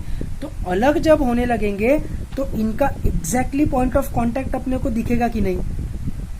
इनका एग्जैक्ट पॉइंट ऑफ कांटेक्ट कहां पर वो एक दूसरे के साथ अटैच हुए थे, वो अपने को एकदम क्लियरली विजिबल हो जाएगा। ठीक है, एकदम क्लियरली विजिबल हो जाएगा। ठीक है, तो उसके कारण क्या होगा?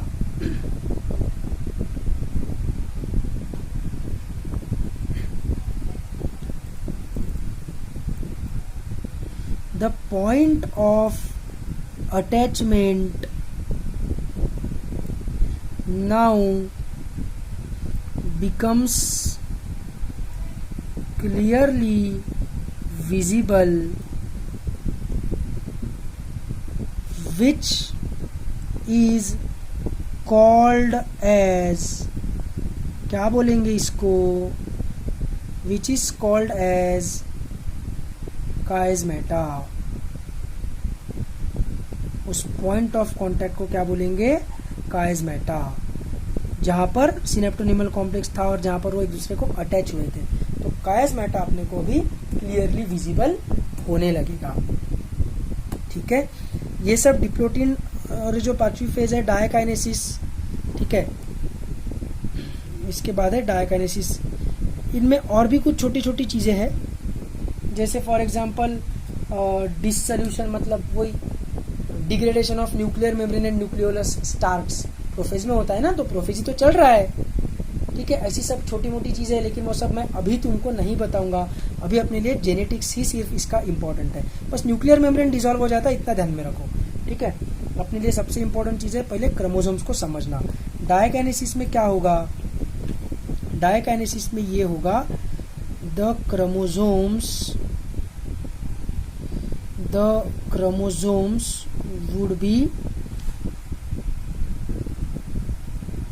separated completely. The chromosomes would be separated completely. ठीक है, और इस प्रकार से अपना प्रोफेज 1 खत्म हो गया। प्रोफेज 1 के बाद क्या आएगा? तो ऑब्वियसली प्रोफेज 1 के बाद आएगा मेटाफेज 1। ठीक है, अब मेटाफेज 1 इसका भयानक इंपॉर्टेंट है। जनता बोलती है कि इसका प्रोफेज 1 बहुत इंपॉर्टेंट है सेल डिवीजन का, क्योंकि इसमें क्रॉसिंग ओवर होता है।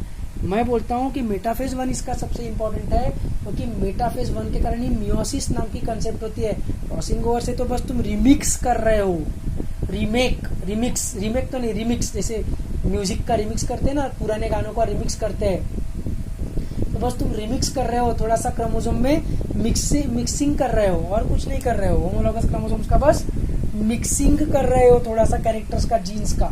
ठीक है, उससे थोड़ी बहुत नए कैरेक्टर्स आएंगे, नो डाउट, लेकिन मियोसिस में जो हैप्लॉइड बनती है सेल्स, उसका मेन रीजन है metaphase 1। Metaphase 1 is extremely important.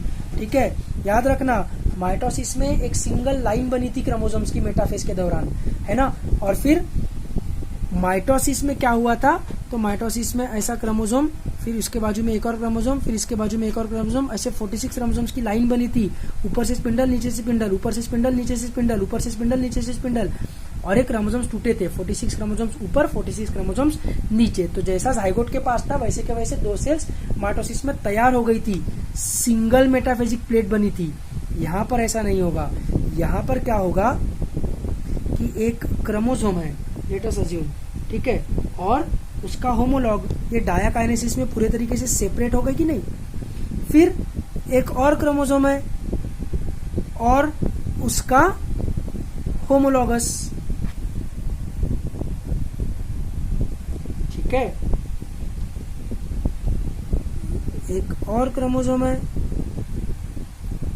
और उसका होमोलॉगस, एक और क्रोमोसोम है और उसका होमोलॉगस, एक और क्रोमोसोम है और उसका होमोलॉगस। ऐसे 23 अलग हुए कि नहीं डायकाइनेसिस में। डायकाइनेसिस यानी लास्ट स्टेज थी प्रोफेज 1 की। तो प्रोफेज 1 के बाद जो होमोलॉगस क्रोमोसोम्स अलग हुए तो वो नेचुरली एक दूसरे के नीचे रहेंगे कि नहीं, क्या वो नेचुरली एक दूसरे के नीचे रहेंगे कि नहीं। और प्रोफेज 1 के बाद डायरेक्टली मेटाफेज 1 चालू हो जाएगा, स्पिंडल फाइबर का फॉर्मेशन चालू होगा। तो स्पिंडल फाइबर, न्यूक्लियस तो खैर डिसअपियर हो गया, ठीक है, न्यूक्लियस तो डिसअपियर हो गया प्रोफेज के एंडिंग में, लेकिन अभी जो स्पिंडल फाइबर सेल के पोल्स से सेंटर की तरफ जाएंगे। तो माइटोसिस में क्या हुआ था कि हर एक क्रोमोसोम को ऊपर से और नीचे से दोनों तरफ से स्पिंडल फाइबर्स अटैच हुए थे, लेकिन अब क्या होगा, स्पिंडल फाइबर जो आएंगे वो हर एक क्रोमोसोम को सिर्फ एक ही तरफ से टकरा पाएंगे, क्योंकि नीचे से जो स्पिंडल फाइबर आएंगे वो इसको अटैच ही नहीं हो पाएंगे, क्योंकि वो इसके नीचे वाले को टकरा जाएंगे, है ना। नीचे से जो स्पिंडल फाइबर आएंगे वो इसको टकरा जाएंगे, नीचे से जो आएंगे वो इसको टकराएंगे, नीचे वाले इसको टकराएंगे, नीचे वाले इसको टकराएंगे, है ना, बराबर। तो एनाफेज जब होगा मेटाफेज 1 के बाद, जब एनाफेज 1 होगा तो एनाफेज 1 में क्या होगा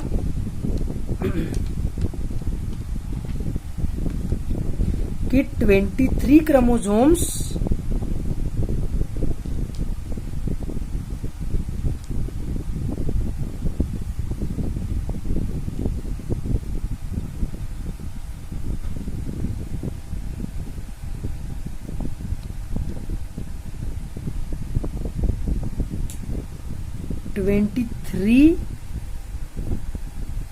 क्रोमोसोम्स ऊपर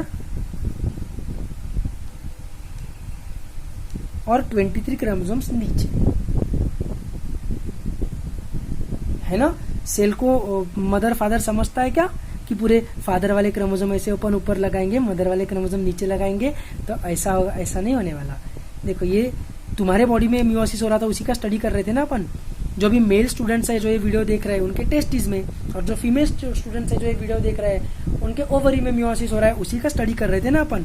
तो ये तुमको तुम्हारे मदर से मिला है और ये तुमको तुम्हारे फादर से मिला हुआ है, लेकिन सेल के लिए मदर फादर कुछ नहीं है, सेल के लिए बस होमोलॉगस क्रोमोसोम्स है। सेल ने प्रोफेज के लेप्टोटिन में होमोलॉगस क्रोमोसोम्स को जाइगोटिन में होमोलॉगस क्रोमोसोम्स को एक दूसरे के साथ अटैच किया, और क्रॉसिंग ओवर होने के बाद डायकाइनेसिस में वो होमोलॉगस क्रोमोसोम्स अलग हो गए। तो हो गए अलग, कोई मदर से मिला हुआ, कोई फादर से मिला हुआ, कोई मदर से मिला हुआ, कोई फादर से मिला हुआ, उसमें कोई टेंशन नहीं है। बस गारंटी इतनी है कि होमोलॉगस क्रोमोसोम सेपरेट होंगे। ये अगर क्रोमोसोम 17 है तो ये क्रोमोसोम 17 रहेगा, इसको ये स्पिंडल फाइबर ने ऊपर खींचा, इसको स्पिंडल फाइबर ने नीचे खींचा। ये अगर क्रोमोसोम 8 है तो ये भी क्रोमोसोम 8 है, इसको स्पिंडल फाइबर ने नीचे खींचा, इसको ऊपर खींचा। ये अगर क्रोमोसोम 6 है, इसको ऊपर खींचा, ये भी क्रोमोसोम 6 रहेगा, इसको नीचे खींचा। ऐसे क्यों एक दूसरे के नीचे रहेंगे, क्योंकि वो अरेंज ही तो वैसे हुए थे प्रोफेज में, और प्रोफेज के एंडिंग में मतलब डायकाइनेसिस में सेपरेट हो गए। सेपरेट होने के बाद जब मेटाफेज 1 चालू हुआ, स्पिंडल फाइबर अटैच हुए, और स्पिंडल फाइबर फिर एनाफेज 1 में खींचने लग गए। तो यार वो तो स्वाभाविक है, नेचुरल है, उसमें क्या दिमाग लगाना है। तो बराबर 23 क्रोमोसोम्स ऊपर, 23 क्रोमोसोम्स नीचे, है ना। टीलोफेज 1 में क्या होगा, टीलोफेज 1 में क्या होगा कि क्रोमोसोम्स, ये मैंने एनाफेज 1 में एक्चुअली टीलोफेज का डायग्राम बना दिया, इसको पूरा एंड में पहुंचा दिया, लेकिन ध्यान रखना ये एंड में पहुंच गए मतलब टीलोफेज 1 होगा, है ना। तो फिर इधर ऐसा टीलोफेज 1 में न्यूक्लियस तैयार होगा, इधर भी न्यूक्लियस तैयार होगा, है ना। रीअपियरेंस ऑफ न्यूक्लियस होता है टीलोफेज 1 में, अपने को पता है। और फिर टीलोफेज 1 के बाद क्या होगा, टीलोफेज 1 के बाद होगा साइटोकाइनेसिस 1। साइटोकाइनेसिस 1 में क्या होगा, तो सेल फरो तैयार होगा, फिर सेल फरो डीप होता जाएगा, और डीप होते जाने के बाद इधर एक सेल इधर एक सेल, ऐसे 2 सेल्स तैयार हो गई। लेकिन ये जो सेल है इसमें देखो, इसमें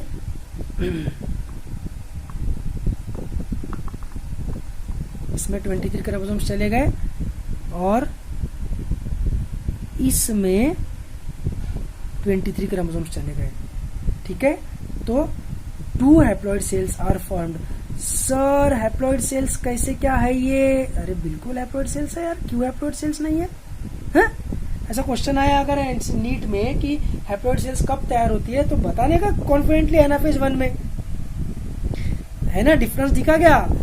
माइटोसिस का जो मेटाफेज था उसमें सिंगल मेटाफेजिक प्लेट था, इसलिए क्रोमोसोम्स टूटे थे, 46 ऊपर 46 नीचे, इक्वल डिस्ट्रीब्यूशन हो गया था, सिंपल एकदम इक्वल डिस्ट्रीब्यूशन हो गया था। यहाँ पर इक्वल डिस्ट्रीब्यूशन नहीं, मतलब यहाँ पर क्या हुआ, यहाँ पर क्रोमोसोम्स एक लाइन में नहीं थे, यहाँ पर डबल मेटाफेजिक प्लेट थी। माइटोसिस में सिंगल मेटाफेजिक प्लेट, माइटोसिस में सिंगल मेटाफेजिक प्लेट, वेरेज मियोसिस 1 में डबल मेटाफेजिक प्लेट। तो डबल मेटाफेजिक प्लेट के कारण क्या होगा कि क्रोमोसोम्स टूटेंगे नहीं, क्योंकि स्पिंडल फाइबर एक ही क्रोमोसोम को दो साइड से अटैच नहीं हो पाएंगे। तो 23 क्रोमोसोम्स ऊपर जाएंगे, 23 क्रोमोसोम्स नीचे आएंगे, 23 क्रोमोसोम्स ऊपर जाएंगे, 23 क्रोमोसोम्स नीचे आएंगे, बराबर।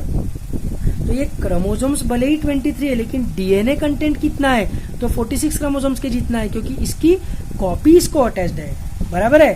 तो ये भले ही 23 क्रोमोसोम्स है, लेकिन डीएनए कंटेंट कितना है, तो डीएनए कंटेंट 46 क्रोमोसोम्स के जितना है, डीएनए कंटेंट 46 क्रोमोसोम्स के जितना है ना। डीएनए कंटेंट 2x है, लेकिन यार इस पे जो इंफॉर्मेशन है वही इंफॉर्मेशन इस पे है, कॉपी है उसकी। तो इंफॉर्मेशन मॉलिक्यूल है, तो 2 आए क्या 2000 आए क्या, कुछ फर्क पड़ने वाला है क्या? इसके ऊपर अगर कैपिटल टी लिखा है तो इसके ऊपर भी कैपिटल टी है ना।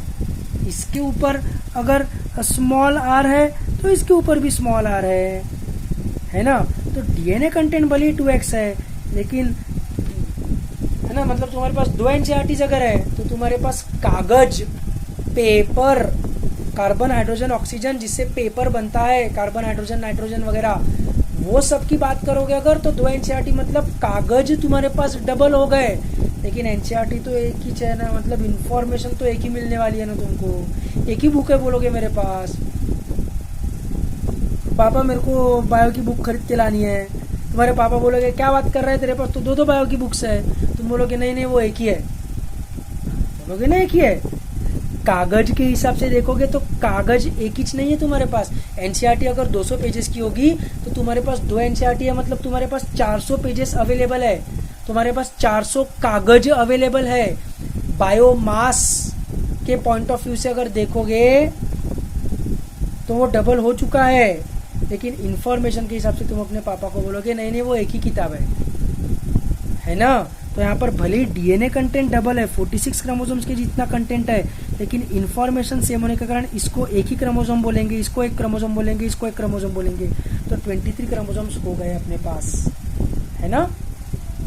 तो अपन बोलेंगे कि हैप्लॉइड सेल्स तैयार हो चुकी है। क्यों तैयार हुई? क्योंकि इसमें अरेंजमेंट ऐसा न होते हुए, सिंगल मेटाफेजिक प्लेट न बनते हुए डबल मेटाफेजिक प्लेट बना, इसलिए मैं बोला कि मेटाफेज 1 सबसे इंपॉर्टेंट है। और फिर वो अलग हुए, अलग क्यों हुए? एनाफेज 1 के कारण अलग हुए, टीलोफेज 1 के कारण अलग हुए। तो हैप्लॉइड सेल्स कब बनते हैं? सेल का कंटेंट हैप्लॉइड किसके वजह से होता है, ऐसा क्वेश्चन आया तो अपन बोलेंगे एनाफेज 1 के वजह से होता है। किसके वजह से होता है? एनाफेज 1 के वजह से। क्यों? क्योंकि वो होमोलॉगस क्रोमोसोम्स को अलग कर देता है। क्रोमोसोम नंबर 6 और उसका होमोलॉग अलग हो गए। क्यों? एनाफेज 1 के कारण अलग हुए। तो होमोलॉगस हैप्लॉइड सेल्स किस में तैयार होती है? एनाफेज 1 के कारण तैयार होती है ना। लेकिन अभी भी यार डीएनए कंटेंट तो इसका डबल है ना, तो क्या क्या करोगे? इसको स्पर्म बना दोगे क्या? इसको ऐसा टेल लगा दिया और बोला कि जा तो स्पर्म है आज से, ऐसा नहीं चलेगा, क्योंकि इसमें क्रोमोसोम भले ही 23 है, लेकिन डीएनए कंटेंट अभी भी 46 क्रोमोसोम्स के जितना है। फालतू फुकट double chromosomes, double information, 2 NCERTs कोई क्यों खरीदेगा? को खरीदने का है तुमको 2 एनसीईआरटीज? ज्यादा के पैसे आए क्या? कोई खरीदेगा क्या 2 एनसीईआरटीज? उससे अच्छा एक एनसीईआरटी एक स्टेट बोर्ड खरीदेगा, है ना? तो इसको स्पर्म काय को बनाने का, काय को डबल सेम इंफॉर्मेशन की 2 कॉपीज क्यों भेजने का? उससे अच्छा इन दोनों सेल्स को बोलने का कि तुम और डिवाइड हो जाओ यार, क्या कर रहे हो ये फालतू बनती, और डिवाइड हो जाओ डायरेक्टली। अभी घाई मत करो स्पर्म बनने की, रुक जाओ थोड़ा सा 2 मिनट और डिवाइड हो जाओ। क्या है तेरा नाटक? ये सेल को बोलने का क्या है तेरा नाटक? क्या नाटक है तेरा? हाँ, 23 क्रोमोसोम्स को तूने ऐसा ऑर्गेनाइज करके रखा है ना, ऐसे 23 क्रोमोसोम्स है ना तेरे पास, है ना? तेरा क्या है रे? तेरे पास भी 23 क्रोमोसोम्स है ना, ऐसे तो है इंफॉर्मेशन के हिसाब से। किसी के घर में 2 एनसीईआरटीज अगर रही तो उसको एक ही सेट मिला है इंफॉर्मेशन का, उसको स्टेट बोर्ड की बुक का इंफॉर्मेशन नहीं मिला है। लेकिन कागज तो उसके पास 400 है ना, पेपर तो उसके पास 400 है ना। उसके पापा तो बोलेंगे ना कि 2 बुक्स है तेरे पास बायोलॉजी की करके, क्या? तो भले ही इंफॉर्मेशन इसके पास 23 की ही है, लेकिन यार बायोमास, मैटर, वजन, डीएनए कंटेंट, ये सब देखोगे तो वो तो 46 क्रोमोसोम्स के जितना है। ज्यादा का आया है क्या? ज्यादा के पैसे आए क्या? चल डिवाइड कर। तो इस बार क्या करना है? इस बार कुछ भी टेंशन नहीं करना है। प्रोफेज 2 में वही न्यूक्लियर मेम्ब्रेन वगैरह गायब होगा, जो यहाँ पर टेलोफेज 1 में तैयार हुआ था वो गायब होगा। मेटाफेज 2 में स्पिंडल फाइबर्स बनेंगे, लेकिन इस बार देखो सिंगल मेटाफेजिक प्लेट है कि नहीं है ना? Single metaphasic plate. तो इस बार एक ही क्रोमोसोम को नीचे से और ऊपर से दोनों तरफ से अटैच होंगे। सॉरी, इसमें और माइटोसिस में क्या डिफरेंस है? सेल डिवीजन के हिसाब से कोई डिफरेंस नहीं है। इसमें भी सिंगल मेटाफेजिक प्लेट है, उसमें भी सिंगल मेटाफेजिक प्लेट है, लेकिन यहाँ पर एक मेटाफेजिक प्लेट में 23 ही क्रोमोसोम्स रहेंगे।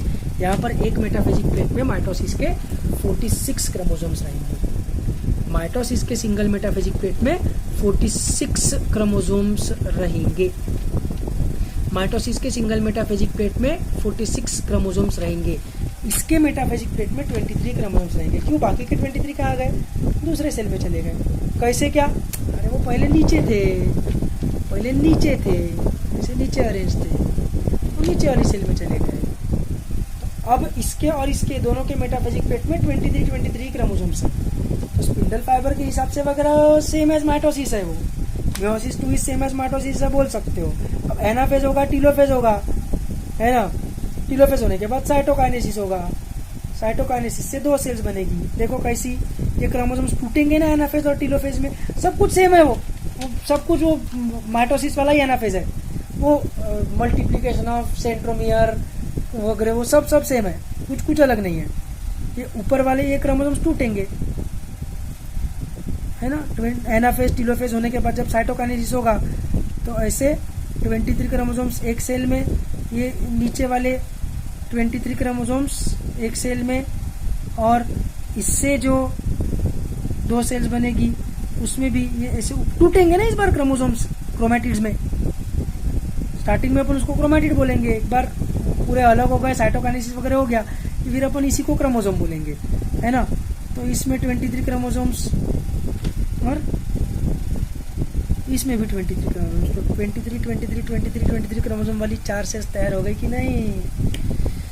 हो गया मियोसिस 2 भी। मियोसिस 2 में कुछ नहीं पढ़ना है, एनसीईआरटी ने तो एक्सप्लेन भी नहीं किया है मियोसिस 2। बस इतना बोल दिया है कि meiosis 2 is same as mitosis, खत्म। बाकी तुम तुम्हारा देखते बैठो, है वो सेम एज माइटोसिस। तो ओनली डिफरेंस इसकी मेटाफेजिक प्लेट में 23 क्रोमोसोम्स रहेंगे, 46 नहीं रहेंगे। क्यों? बाकी 23 कहाँ गए? दूसरे सेल में गए। क्यों गए? क्योंकि पहले ये दोनों सेल्स सेपरेट हो चुके हैं मियोसिस 1 में, और ऐसे 23 क्रोमोसोम्स अलग क्यों हो गए? क्योंकि पहली बार जब मियोसिस हुआ तो डबल मेटाफेजिक प्लेट बनी।